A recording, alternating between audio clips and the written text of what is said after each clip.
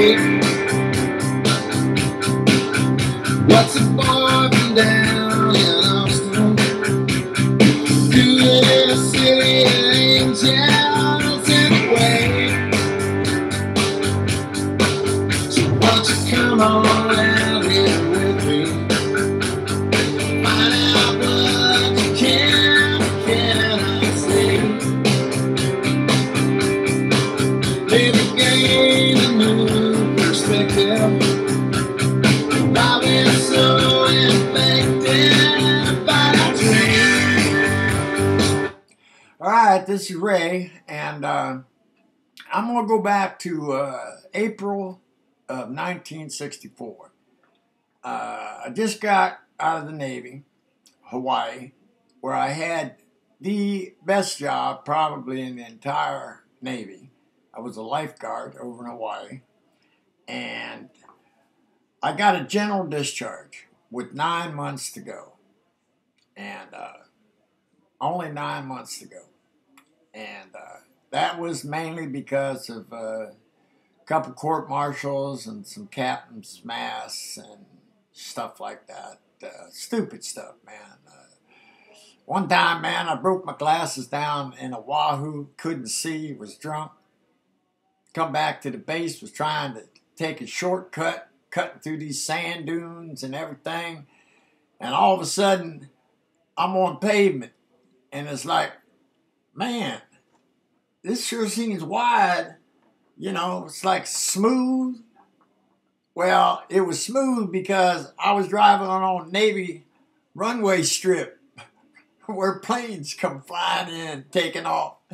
And I got court-martialed for that. I had to go to the brig and a bunch of other stuff. But anyway, I had a lot of friends in the Navy. Most all of them were from California, and we'd made a pact that when the last person was out, we was all going to meet in California for a reunion. Well, that was me. In June of 1964, I got a call from Bill, who was my best friend, head lifeguard, said, Ray, we're waiting on you, brother. All of us. Gary, all of us, man. Rod. And I said, I'm coming. Just hold on. I have no idea how long it's going to take me, but I'm leaving. And without saying anything to anybody, man, I ended up jumping this open box car. Had me a bottle of Mogan David wine or something, stuff like that, and $20, and rode all night, man. Ended up in St. Louis. Didn't know where I was for about an hour. Thought I was about halfway. I got to Oklahoma City. This is how dumb I am. I got to Oklahoma City, and I was sure I was close to California, you know. And I was already tired. You know, I'd never been out on the road or anything like that, man. And, you know, I'm riding away, and I'm riding box cars, and I'm hitchhiking, and I'm waiting, and I'm standing under overpasses and in the rain, and, oh, man, I'm telling you, man. By the time I got to California, I was so wore out, man. And I remember jumping off this boxcar, out of this boxcar, and going into this town, going to this filling station, and calling long distance, collect. I said, brother, I am in California. Bill answered the phone. I said, man, I'm in California. I'm deep into California. But, man, I'm beat. I'm wore out. And he said, whereabouts are you at? Well, I didn't even know.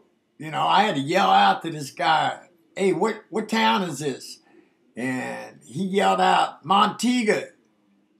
And I heard Bill on the other end go, did he say Montego? And I go, yeah. He goes, brother, you're only about an hour away.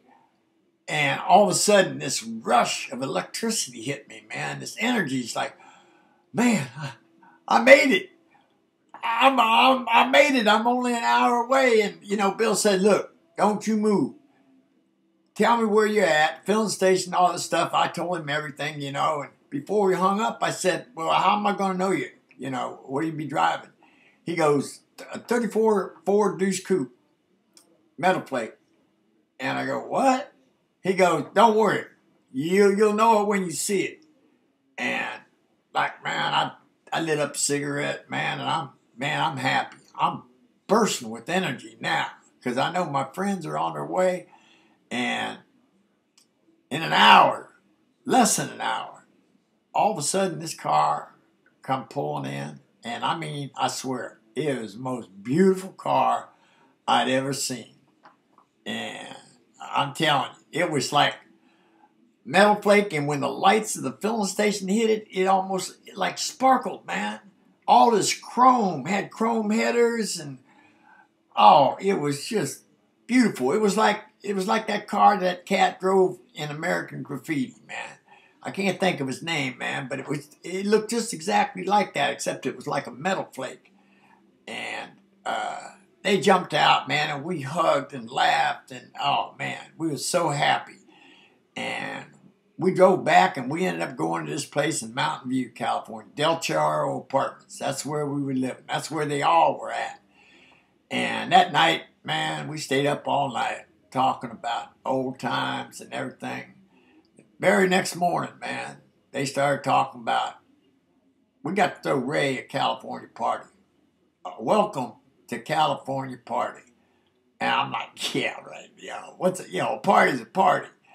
And we spent that whole week driving this car up and down the strip, the El Camino Real.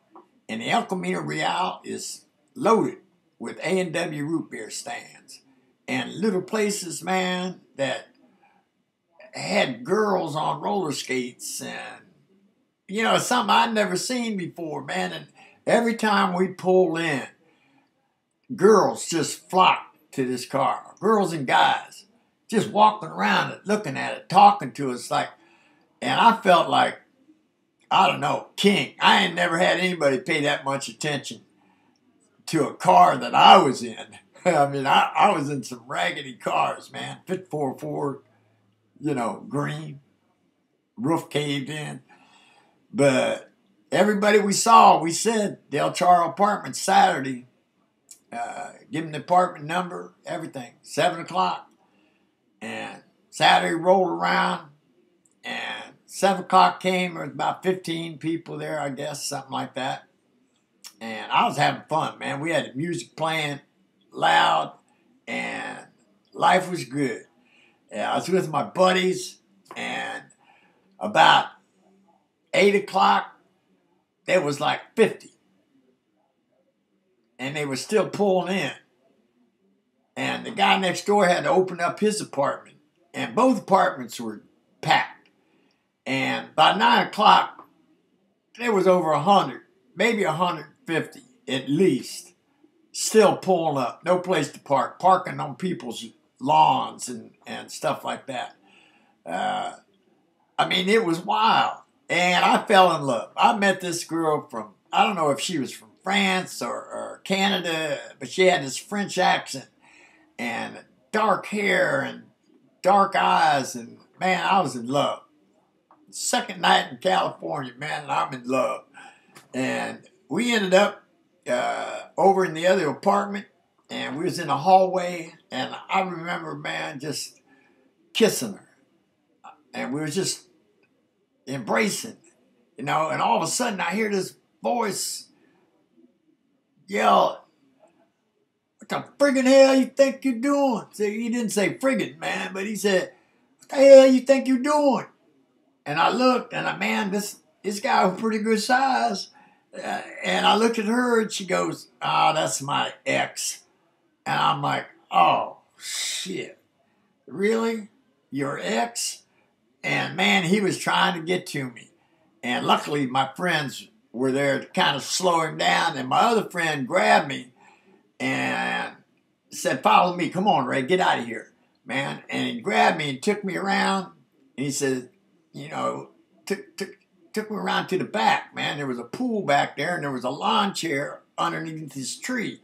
And I just sat down on this lawn chair, laid back, and I could hear everything that was going on. There was probably 200 people showed up, and there was fights breaking out, and music blaring, and at least a dozen cops, cop cars, paddy wagons, screeching halt lights on.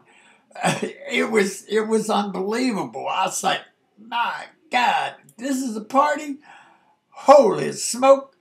And of course we got evicted and had no place to stay, man. And they used to collect cars, man, and rebuild them. Go to Arizona and stuff with a flatbed truck and pick up these cars that Indians left. No rust on it because there's no humidity and stuff. So we had all these empty car bodies, man, that we had to deal with too. Found this Puerto Rican family that had like 10 people in the family, had an old chicken shack out in the back, across the street from the police station in Palo Alto.